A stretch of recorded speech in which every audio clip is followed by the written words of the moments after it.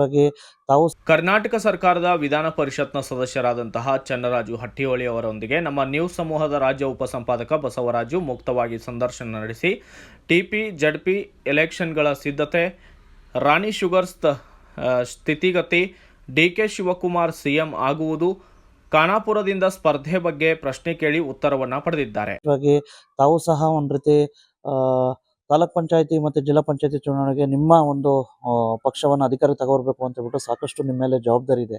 ಯಾವ ರೀತಿ ಸಿದ್ಧತೆ ನಡೆದಿದೆ ಸರ್ ಈ ಕಡೆ ಭಾಗದಲ್ಲಿ ನಿಮ್ಮ ಕಾರ್ಯಕರ್ತಗಳಿಗೆ? ಈಗಾಗಲೇ ಡಿಲಿಮಿಟೇಷನ್ ಪ್ರಕ್ರಿಯೆ ಮುಗಿದಿದೆ.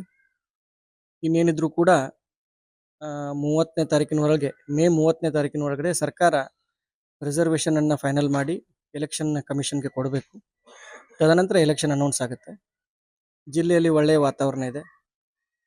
ಜಿಲ್ಲಾ ಉಸ್ತುವಾರಿ ಸಚಿವರಾದಂಥ ಸತೀಶ್ ಜಾರಕಿಹೊಳಿ ಇರ್ಬೋದು, ಮಹಿಳಾ ಮತ್ತು ಮಕ್ಕಳ ಕಲ್ಯಾಣ ಅಭಿವೃದ್ಧಿ ಇಲಾಖೆಯ ಸಚಿವರಾದಂಥ ಲಕ್ಷ್ಮೀತಾ ಹೆಬ್ಬಾಳ್ಕರ್ ಇರ್ಬೋದು, ಇನ್ನುಳಿದಂತೆ ಹಿರಿಯ ನಾಯಕರಾದಂಥ ಲಕ್ಷ್ಮಣ್ ಸವದಿ, ಅಶೋಕ್ ಪಟ್ಟಣ್ಣು, ಮಾಂತೇಶ್ ಕೋಜಿಲ್ಗಿ, ಗಣೇಶ್ ಹುಕ್ಕೇರಿ, ಪ್ರಕಾಶ್ ಹುಕ್ಕೇರಿ, ನಾವೆಲ್ಲರೂ ಸೇರಿ ಒಂದು ಒಳ್ಳೆಯ ವಾತಾವರಣವನ್ನು ನಿರ್ಮಾಣ ಮಾಡ್ತಾ ಇದ್ವಿ.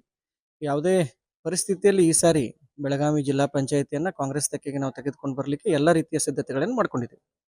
ಇನ್ನೊಂದು ಇದಿದೆ, ವಿಶೇಷವಾಗಿ ಮೇಡಮ್ ಲಕ್ಷ್ಮೀ ಹೆಬ್ಬಾಳ್ಕರ್ ಅವರ ಅಭಿಮಾನಿಗಳು, ವಿಶೇಷವಾಗಿ ನಿಮ್ಮ ಅಭಿಮಾನಿಗಳು, ತಾವು ಖಾನಾಪುರ ಒಂದ್ರದ ಮಣ್ಣಿನ ಮಗ. ವಿಶೇಷವಾಗಿ ಒಂದು ಸುದ್ದಿ ಇದೆ ಸರ್, ಸಾಕಷ್ಟು ನಿಮ್ಮ ಅಭಿಮಾನಿಗಳ ಒತ್ತಾಯ ಏನಿದೆ ಅಂದ್ರೆ ಖಾನಾಪುರದಿಂದ 2028ಕ್ಕೆ ಕಾಂಗ್ರೆಸ್ ಅಭ್ಯರ್ಥಿ ಚನ್ನರಾಜ್ ಹಟ್ಟಿಹೊಳಿ ಅವರು ಆಗ್ಬೇಕು ಅಂತ ಹೇಳ್ಬಿಟ್ಟು ಒಂದು ಅಪೇಕ್ಷೆ ಇದೆ ಸರ್. ನೋಡಿ, ಈಗಾಗಲೇ ನಾನು MLC ಇದ್ದೀನಿ. MLC ಆಗಿ ಒಳ್ಳೆ ಕೆಲಸ ಮಾಡ್ತಾ ಇದ್ದೀನಿ. ಬೆಳಗಾವಿ ಜಿಲ್ಲೆ MLC ಅಂದ ತಕ್ಷಣ ಅತಿ ದೊಡ್ಡ ಮತಕ್ಷೇತ್ರ ಆಗ್ತೈತಿ. 18 ಕಾನ್ಸ್ಟಿಟ್ಯೂನ್ಸಿ ಬರ್ತಾವು. ವಿಶೇಷವಾಗಿ ಖಾನಾಪುರ ತಾಲೂಕಿನ ಮಗ ಅಂದ ತಕ್ಷಣ ಇಲ್ಲೂ ಕೂಡ ಸಾಕಷ್ಟು ಕೆಲಸಗಳನ್ನ ಮಾಡ್ತಾ ಇದೀವಿ. ನಮ್ಮ ಮನೆಯಲ್ಲಿ ಒಬ್ಬ ಯುವ ನೇತಾರ ಇನ್ನೊಬ್ರು ಇದ್ದಾರೆ, ಮೃಣಾಲ್ ಹೆಬ್ಬಾಳ್ಕರ್. ಅವರು ಕೂಡ ಖಾನಾಪುರ ತಾಲೂಕಿನ ಮಗ. ಅವರು ಕೂಡ ಒಳ್ಳೆಯ ಕೆಲಸ ಮಾಡ್ತಾ ಇದ್ದಾರೆ. ಮೊನ್ನೆ ನಡೆದಂಥ ಪಾರ್ಲಿಮೆಂಟ್ ಚುನಾವಣೆಯಲ್ಲಿ ಅವರು ಕೂಡ ಒಳ್ಳೆಯ ಮತಗಳನ್ನು ತೆಗೆದುಕೊಳ್ಳುವ ಮೂಲಕ ಇವಾಗ ಎಲ್ಲರ ಒಂದು ಗೌರವ ಇರ್ಬೋದು, ಎಲ್ಲರ ಒಂದು ಏನಂತಾರಪ್ಪ ನಂಬಿಕೆಗೆ ಅವರು ಕೂಡ ಪಾತ್ರರಾಗಿದ್ದಾರೆ. ಅವರು ಕೂಡ ಒಳ್ಳೆ ಕೆಲಸ ಮಾಡ್ತಾ ಇದ್ದಾರೆ. ಮುಂದೆ ನೋಡೋಣ ಯಾವ ರೀತಿ ತಾಲೂಕಿನ ಜನ ಅಭಿಪ್ರಾಯ ಪಡ್ತಾರೆ, ನಮ್ಮ ಹೈಕಮಾಂಡ್ ಅಭಿಪ್ರಾಯ ಪಡ್ತದೆ, ನಮ್ಮ ರಾಜ್ಯ ಕಾಂಗ್ರೆಸ್ಸಿನ ಹಿರಿಯರು ಯಾವ ರೀತಿ ಅಭಿಪ್ರಾಯ ಪಡ್ತಾರೆ, ಜಿಲ್ಲಾ ಮುಖಂಡರು ಯಾವ ರೀತಿ ಅಭಿಪ್ರಾಯ ಪಡ್ತಾರೆ, ಮುಂದೆ ನೋಡೋಣ. ಇನ್ನೂ ಸಾಕಷ್ಟು ಸಮಯ ಇದೆ ಅದಕ್ಕೆ. ಒಂದು ವೇಳೆ ಪಕ್ಷ ಸೂಚಿಸಿದ್ರೆ ವಿಶೇಷವಾಗಿ ತಾವು ಅಥವಾ ತಮ್ಮ ಅಳಿಯ ಮೃಣಾಲ್ ಹೆಬ್ಬಾಳ್ಕರ್ ಅವರು ಏನಾದ್ರು ಸ್ಪರ್ಧೆ ಮಾಡಲಿಕ್ಕೆ? ಅಲ್ಲ, ಅದಕ್ಕೆ ಇನ್ನೂ ಬಹಳ ಸಮಯ ಇದೆ. ಇವಾಗ ಜಿಲ್ಲಾ ಪಂಚಾಯತ್, ತಾಲೂಕ್ ಪಂಚಾಯತ್ ಚುನಾವಣೆ ಬರ್ತೈತಿ. ಈ ಭಾಗದಲ್ಲಿ ಡಿಫೀಟೆಡ್ ಕ್ಯಾಂಡಿಡೇಟ್ ಆದಂಥ ಅಂಜಲಿ ನಿಂಬಾಳ್ಕರ್ ಅವರು ಇದ್ದಾರೆ. ಇವಾಗ ಅವರು AIC ಸೆಕ್ರೆಟರಿ ಅವರು ಒಳ್ಳೆ ಕೆಲಸ ಮಾಡ್ತಾ ಇದ್ದಾರೆ. ತಾಲೂಕ್ ಪಂಚಾಯತ್, ಜಿಲ್ಲಾ ಪಂಚಾಯತ್ ಚುನಾವಣೆಯಲ್ಲಿ ಖಾನಾಪುರ ಮತಕ್ಷೇತ್ರ ಇರ್ಬೋದು, ನಮ್ಮ ಬೆಳಗಾವಿ ತಾಲೂಕು ಇರ್ಬೋದು, ವಿಶೇಷವಾಗಿ ಜಿಲ್ಲೆಯಲ್ಲಿ ಯಾವ ರೀತಿ ನಾವು ಪರ್ಫಾರ್ಮೆನ್ಸ್ ಕೊಡ್ತೀವಿ ನೋಡ್ಬೇಕಾಗುತ್ತೆ. ತದನಂತರ ಜಿಲ್ಲಾ ಮುಖಂಡರು ಹಿರಿಯರು ಸೇರಿಬಿಟ್ಟು ಯಾವ ರೀತಿ ಮಾರ್ಗದರ್ಶನ ಕೊಡ್ತಾರೆ ಆ ರೀತಿ ನಾವು ನಡ್ಕೊಳ್ತೀವಿ. ಈಗಾಗಲೇ ನಾನು ಹೇಳ್ಬೇಕಂತಂದ್ರೆ ಒಳ್ಳೆ ಕೆಲಸ ಮಾಡ್ತಾ ಇದ್ವಿ. ತಾಲೂಕು ಇರ್ಬೋದು, ಬೆಳಗಾವಿ ತಾಲೂಕು ಇರ್ಬೋದು, ವಿಶೇಷವಾಗಿ ಖಾನಾಪುರ ತಾಲೂಕಿನಲ್ಲಿ ನಾವು ನಮ್ಮ ಒಂದು ಕರ್ತವ್ಯವನ್ನು ತಲೆಯಲ್ಲಿ ಇಟ್ಕೊಂಡು ಒಳ್ಳೆ ಕೆಲಸ ಮಾಡ್ತಾ ಇದ್ವಿ. ಮುಂದೆ ಇನ್ನು ಜನ ತೀರ್ಮಾನ ಮಾಡಬೇಕು. ಜನರು ಅಭಿಪ್ರಾಯ ಪಟ್ಟರೆ ಮುಂದೆ ವಿಚಾರ ಮಾಡೋಣ. ಈ ಕಡೆ ಭಾಗದಲ್ಲಿ ಒಂದು ಮರುಭೂಮಿಲಿ ವಯಸ್ಸು ಆಗಿರ್ತಕ್ಕಂಥದ್ದು ಕಬ್ಬಿನ ರೈತರಿಗೆ ಸಾಕಷ್ಟು ಅನುಕೂಲ ಆಗಿರ್ತಕ್ಕಂಥದ್ದು ಮಲಪ್ರಭಾ ಸಹಕಾರಿ ಸಕ್ಕರೆ ಕಾರ್ಖಾನೆ. ಒಂದು ಅಪೇಕ್ಷೆ ಇದೆ ಸರ್, ವಿಶೇಷವಾಗಿ ಮೇಡಮ್ ಲಕ್ಷ್ಮೀ ಹೆಬ್ಬಾಳ್ಕರ್ ಅವರಂತ ಪ್ರಬಲರು, ವಿಶೇಷವಾಗಿ ರೈತ ಪರ ಇರ್ತಕ್ಕಂಥವ್ರು, ಚನ್ನರಾಜ್ ಹಟ್ಟಿಹೊಳಿ ಅಂತಕ್ಕಂಥ ಒಂದು ರೀತಿ ಒಳ್ಳೆ ರೈತ ಪರ ಇರ್ತಕ್ಕಂಥವ್ರು ಜವಾಬ್ದಾರಿ ಹೊರಬೇಕು ಮಲಪ್ರಭಾ ಸಹಕಾರಿ ಸಕ್ಕರೆ ಕಾರ್ಖಾನೆ ಅಂತ ಹೇಳ್ಬಿಟ್ಟು ಒಂದು ಅಪೇಕ್ಷೆ ಇದೆ ಸರ್. ನೋಡಿ, ಮಲಪ್ರಭಾ ಸಕ್ಕರೆ ಕಾರ್ಖಾನೆ ಬಗ್ಗೆ ಹೇಳ್ಬೇಕಂತಂದ್ರೆ ಈ ಭಾಗದ ರೈತರ ಒಂದು ಜೀವನಾಡಿ ಅದು. ನಾನು ಸುಮಾರು 2000 ಇಸ್ವಿಯಿಂದ ಅದನ್ನು ಅತ್ಯಂತ ಹತ್ತಿರದಿಂದ ನೋಡ್ತಾ ಬಂದಿದ್ದೀನಿ. ನಮ್ಮ ದೊಡ್ಡಪ್ಪನೇ ಆ ಕಾರ್ಖಾನೆಯ ಸಂಸ್ಥಾಪಕ ಅಧ್ಯಕ್ಷರು ಕೂಡ ಆಗಿದ್ರು. ಸುಮಾರು ವರ್ಷದಿಂದ ಅತ್ಯಂತ ಹತ್ತಿರದಿಂದ ನೋಡ್ತಾ ಬಂದೀನಿ. ಈಗೀಗ ಒಂಚೂರು ಈ ಪ್ರೈವೇಟ್ ಶುಗರ್ ಫ್ಯಾಕ್ಟ್ರಿಗಳು ಎಲ್ಲ ಬರೋದ್ರಿಂದ ಅದು ಆಧುನಿಕ ರೀತಿಯಲ್ಲಿ ಕಾಂಪಿಟೇಷನ್ ಮಾಡ್ಲಿಕ್ಕೆ ಆಗ್ತಾ ಇಲ್ಲ. ಒಂಚೂರು ಆಡಳಿತ ಕೂಡ ಸರಿ ಇಲ್ಲ, ಅಲ್ಲಿ ವ್ಯವಸ್ಥೆ ಕೂಡ ಸರಿ ಇಲ್ಲ. ಆದರೆ ಕೆಲವೊಂದು ವಿಚಾರಗಳನ್ನು ಮನದಲ್ಲಿ ಇಟ್ಕೊಂಡು, ಯಾಕಪ್ಪ ಅಂತಂದ್ರೆ ಕಿತ್ತೂರು ಶಾಸಕರು ಅದಕ್ಕೆ ಬರ್ತಾರೆ, ನಮ್ಮ ಬೈಲೊಂಗಲ್ ಶಾಸಕರ ಅಭಿಪ್ರಾಯ ಕೂಡ ತೆಗೆದುಕೊಳ್ಬೇಕಾಗತ್ತೆ. ಇನ್ನುಳಿದಂತೆ ನಮ್ಮ ಖಾನಾಪುರ ಶಾಸಕರ ಅಭಿಪ್ರಾಯ ಕೂಡ ತೆಗೆದುಕೊಳ್ಬೇಕಾಗತ್ತೆ. ವಿಶೇಷವಾಗಿ ಎಲ್ಲರ ಅಭಿಪ್ರಾಯ ತೆಗೆದುಕೊಂಡು, ಮತ್ತು ವಿಶೇಷವಾಗಿ ಅಲ್ಲಿ ಕಾರ್ಮಿಕರು ಇನ್ನು ಕಾರ್ಖಾನೆಯಲ್ಲಿ ಕೆಲಸ ಮಾಡ್ತಾ ಇದ್ದಾರೆ, ಕಾರ್ಮಿಕ ಸಂಘಟನೆ ಇದೆ, ಕಾರ್ಮಿಕರು ಇರ್ಬೋದು, ಮತ್ತು ವಿಶೇಷವಾಗಿ ಆ ಅಕ್ಕಪಕ್ಕದ ರೈತರು ಏನಲ್ಲಿ ಕಬ್ಬು ಹಚ್ತಾರೆ ಅವರೆಲ್ಲ ಅಭಿಪ್ರಾಯ ತೆಗೆದುಕೊಂಡು ಮುಂಬರುವಂಥ ದಿನದಲ್ಲಿ ಆ ಕಾರ್ಖಾನೆಯ ಉಳಿವಿಗಾಗಿ ಮತ್ತೆ ರೈತರ ಒಳಿತಿಗಾಗಿ ಒಂದು ಒಳ್ಳೆಯ ನಿರ್ಣಯವನ್ನು ತೆಗೆದುಕೊಳ್ಬೇಕಂತಿದೆ. ಇನ್ನುಳಿದಂತೆ ಲಕ್ಷ್ಮೀ ಹೆಬ್ಬಾಳ್ಕರ್ ಇರ್ಬೋದು, ಮತ್ತೆ ಇನ್ನುಳಿದಂಥ ಜಿಲ್ಲಾ ನಾಯಕರು ಯಾವ ರೀತಿ ಮಾರ್ಗದರ್ಶನ ನೀಡ್ತಾರೆ ಕಾದು ನೋಡೋಣ. ಚುನಾವಣೆ ಬರ್ತಾ ಇದೆ, ತಾವೇನಾದ್ರು ಒಂದು ಪ್ಯಾನಲ್ ಏನಾದ್ರು ಮಾಡ್ತೀರಾ ಅಂತ ಏನಾದ್ರು? ಅಲ್ಲ ಅದೇ ರೈತರು ಮುಂದೆ ಬರಬೇಕು, ರೈತರು ಮುಂದೆ ಬರಬೇಕು, ಕಾರ್ಮಿಕರು ಮುಂದೆ ಬರಬೇಕು. ಮುಂದೆ ಬಂದು ಅವ್ರೇನಾದ್ರೂ ಅಪೇಕ್ಷೆ ಪಟ್ರೆ, ಮತ್ತೆ ವಿಶೇಷವಾಗಿ ನಾನು ಈಗಾಗಲೇ ಹೇಳ್ದಂಗೆ 3-4 ಶಾಸಕರು ಆ ಕಾರ್ಖಾನೆ ವ್ಯಾಪ್ತಿಗೆ ಬರ್ತಾರೆ. ಅವರೆಲ್ಲರೂ ಒಂದು ವಿಚಾರ ಮಾಡಿಬಿಟ್ಟು ಕಾರ್ಖಾನೆ ಒಳಿತಿಗಾಗಿ ಮತ್ತು ರೈತರ ಹಿತಕ್ಕಾಗಿ ಏನಾದರೂ ಒಂದು ಪ್ಯಾನೆಲ್ ಮಾಡಿ ಮತ್ತು ಕಾರ್ಖಾನೆಯನ್ನು ಉಳಿಸೋಣ ಅಂತ ಏನಾದರೂ ಅಭಿಪ್ರಾಯ ಪಟ್ಟಿದ್ದೇ ಆದಲ್ಲಿ ವಿಚಾರ ಮಾಡೋಣ. ಬಟ್ ನನ್ನ ಅಭಿಪ್ರಾಯ ಎಲ್ಲರೂ ಜೊತೆಗೂಡಿ ಚರ್ಚೆ ಮಾಡಬೇಕು. ಮತ್ತು ಎಲ್ಲರೂ ನನ್ನ ಒಬ್ಬನ ಡಿಸಿಷನಿಂದ ಆಗೋದಿಲ್ಲ ಅಥವಾ ಒಬ್ಬರ ಅಭಿಪ್ರಾಯದಿಂದ ಆಗೋದಿಲ್ಲ. ಎಲ್ಲರೂ ಮುಂದೆ ಬಂದು ಚರ್ಚೆ ಮಾಡಿ ಕಾರ್ಖಾನೆ ಒಳಿತಿಗಾಗಿ ಹೇಳಿದ್ದೇ ಆದಲ್ಲಿ ಪ್ಯಾನೆಲ್ ಮಾಡೋಣ.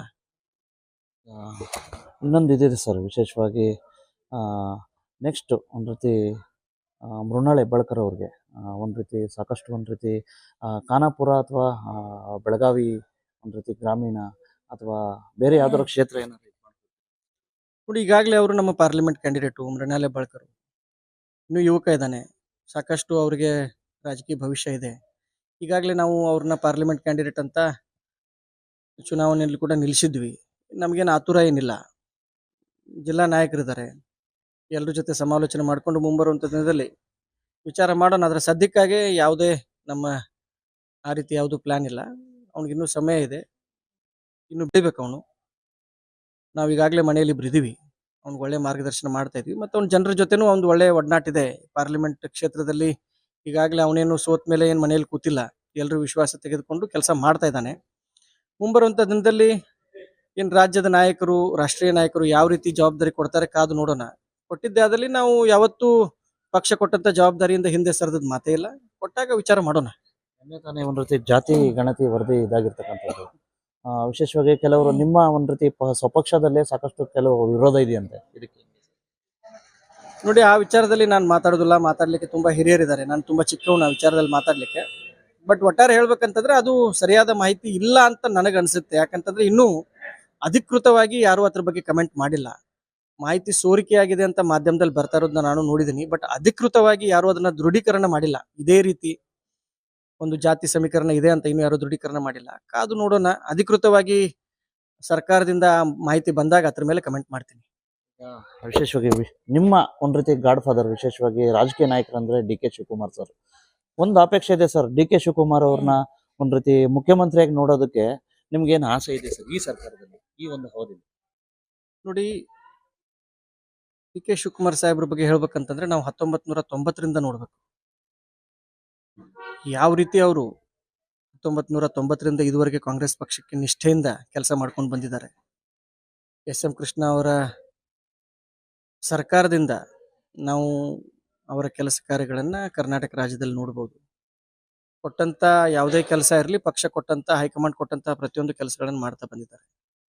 2023 ಚುನಾವಣೆಯಲ್ಲೂ ಕೂಡ ಡಿ ಕೆ ಶಿವಕುಮಾರ್ ಸಾಹೇಬರ ಒಂದು ಚಾಣಾಕ್ಷ ನೀತಿ ಹಾಗೂ ಸನ್ಮಾನ್ಯ ಸಿದ್ದರಾಮಯ್ಯ ಸಾಹೇಬರ ಒಂದು ಮಾಸ್ ಲೀಡರ್ಶಿಪ್ ಎರಡೂ ಕೂಡ ವರ್ಕೌಟ್ ಆಗಿದೆ. ಇನ್ನು ಅವರು CM ಆಗೋ ವಿಚಾರ ಎಲ್ಲರೂ ಮನಸ್ಸಿನಲ್ಲಿದೆ. ನಾವು ಕೂಡ ಅಪೇಕ್ಷೆ ಪಡ್ತಾ ಇದ್ದೀವಿ.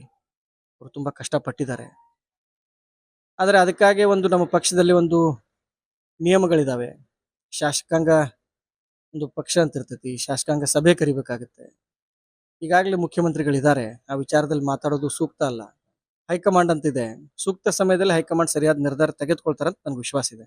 ಕೊನೆ ಪ್ರಶ್ನೆ ಸರ್, ತಾವು ಮಲಪ್ರಭಾ ನದಿ ಒಂದು ರೀತಿ ಆಸುಪಾಸಲ್ಲೇ ಒಂದು ರೀತಿ ಜನನ ಮಾಡಿದವರು. ವಿಶೇಷವಾಗಿ ಒಂದು ಸುದ್ದಿ ಇದೆ ಸರ್, ನೀರೆಲ್ಲ ಹರಿದೋಗ್ಬಿಟ್ಟು ಮಲಪ್ರಭಾ ನದಿ ಇದರಲ್ಲಿ ನವಿಲ್ ತೀರ್ಥಕ್ಕೆ ಹೊರಟೋಗುತ್ತೆ ಸರ್. ಈ ಕಡೆ ಭಾಗದಲ್ಲಿ ಸ್ವಲ್ಪ ಇದಾಗಬೇಕು ಅಂತ ಹೇಳ್ಬಿಟ್ಟು ಒಂದು ರೀತಿ ನೀರಾವರಿ, ಸಮಗ್ರ ನೀರಾವರಿ ವರ್ಷ ಪೂರ್ತಿ ಇದಿದೆ ಸರ್. ಹಾಗಾಗಿ ಏನಾದ್ರು ಈ ಕಡೆ ಭಾಗದಲ್ಲಿ ಒಂದು ರೀತಿ ನೀರಾವರಿಗೆ, ಸಮಗ್ರ ನೀರಾವರಿ ಯೋಜನೆ ಏನಾದ್ರು ಪ್ಲಾನ್ ಇದೆಯಾ ಸರ್? ಮಲಪ್ರಭಾ ನದಿ ಚಿಕ್ಕಟ್ಟೊಳ್ಳಿ ಗ್ರಾಮದಲ್ಲಿ ಹರಿದು ಹೋಗುತ್ತೆ. ತದನಂತರ ಬೈಲೊಂಗಲ್ ಭಾಗದಲ್ಲಿ, ಆಯ್ದ ಕಿತ್ತೂರು ಭಾಗಗಳಲ್ಲಿ, ನಂತರ ಸವದತ್ತಿ, ನಂತರ ನವಿಲ್ ತೀರ್ಥ ಮುಟ್ಟುತ್ತೆ. ಖಾನಾಪುರ, ಕಣಕುಂಬಿಯಲ್ಲಿ ಅದರ ಜನನ. ಈ ಭಾಗದ ಜನರ ಸಾಕಷ್ಟು ದಿವಸದ ಬೇಡಿಕೆ ಇದೆ. ಮಲಪ್ರಭಾ ನದಿ ಹರಿದು ಹೋಗೋದ್ರಿಂದ ಕೆಲವೊಂದು ನೀರಾವರಿ ಯೋಜನೆಗಳಿಗೆ ಮಲಪ್ರಭಾ ನದಿಯಿಂದ ಆ ಯೋಜನೆಗಳ ಅನುಷ್ಠಾನ ಆಗ್ಬೇಕಂತ ಸಾಕಷ್ಟು ಬೇಡಿಕೆಗಳಿದಾವೆ. ಮತ್ತೆ ಈ ಭಾಗದಲ್ಲಿ ಒಂದು ಪುರಾತನ ಬ್ರಿಡ್ಜ್ ಕೂಡ ಇದೆ, ಸಾಕಷ್ಟು ಶಿಥಿಲ ಸ್ಥಿತಿಯಲ್ಲಿದೆ.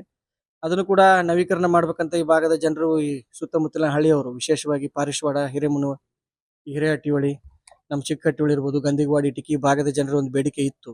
ಅದನ್ನ ಇವಾಗಲೇ ಸರ್ಕಾರ ಮಟ್ಟದಲ್ಲಿ ನಾವು ಯಶಸ್ವಿಯಾಗಿ ಅದನ್ನ ಒಂದು ಅಪ್ರೂವಲ್ ತೆಗೆದುಕೊಂಡಿದ್ದೀವಿ. ಇನ್ನು ಕೆಲವು ದಿನಗಳಲ್ಲಿ ಅದನ್ನ ಒಂದು ಟೆಂಡರ್ ಕರೆಯುವ ಮೂಲಕ ಈಗಿರುವಂತ ಏನು ಮಲಪ್ರಭಾ ನದಿಗೆ ಅಡ್ಡಲಾಗಿ ಚಿಕ್ಕಹಟ್ಟಿಹೊಳಿ ವೀರಭದ್ರೇಶ್ವರ ದೇವಸ್ಥಾನದ ಪಕ್ಕದಾಗಿರುವಂತ ಬ್ರಿಡ್ಜ್ ಅನ್ನ ಒಂದು ಹೊಸದಾಗಿ ಬ್ರಿಡ್ಜ್ ನಿರ್ಮಾಣ ಮಾಡುವ ಕಾರ್ಯಗಳನ್ನ ಮಾಡ್ತೀವಿ. ಅದರಿಂದ ಸಾಕಷ್ಟು ಈ ಜನರಿಗೆ ಅನುಕೂಲ ಆಗುತ್ತೆ. ಮಳೆಗಾಲದ ಸಮಯದಲ್ಲಿ ನೀರು ಹರಿದು ಹೋಗುತ್ತೆ. ತದನಂತರ ಗೇಟ್ ಹಾಕುವ ಮೂಲಕ ಏನು ನೀರು ನಿಲ್ಲುತ್ತೆ, ಅದರಿಂದ ಸ್ವಲ್ಪ ಮಟ್ಟಿಗೆ ಏನು ಜಾಸ್ತಿ ಆಗುತ್ತೆ ಅಂತ ಹೇಳಲ್ಲ, ಸ್ವಲ್ಪ ಮಟ್ಟಿಗೆ ನೀರಾವರಿಗೆ ಅದರಿಂದ ಉಪಯೋಗ ಆಗುತ್ತೆ ಅಂತ ಸಂದರ್ಭದಲ್ಲಿ ಹೇಳಿಕ್ ಬಯಸ್ತೇನೆ. ಇಷ್ಟು ವೀಕ್ಷಕರಿಗೆ ಗೊತ್ತಾಯ್ತಲ್ಲ, ಮಾನ್ಯ ಗೌರವಾನ್ವಿತ ವಿಧಾನ ಪರಿಷತ್ ಸದಸ್ಯರು ಆಗಿರ್ತಕ್ಕಂಥ ಶ್ರೀ ಚನ್ನರಾಜ್ ಅಣ್ಣ ಹಟ್ಟಿಹೊಳಿ ಅವರ ಅಭಿಪ್ರಾಯ. ನಮಸ್ಕಾರ. Thank you Basavaraj. Thank you. Bureau report BV5 news Kannada, Belagavi. Thanks for watching. Read, discuss and debate with editor Dr. Yan Prashant Rao. Wanted reporters in print, digital and visual media for Bharat Vaibhav Daily Newspaper, BV News 5 Channel and BV Fast Web News from all the talukas of Karnataka, Goa and Maharashtra. If interested, send your resume to 9019229369.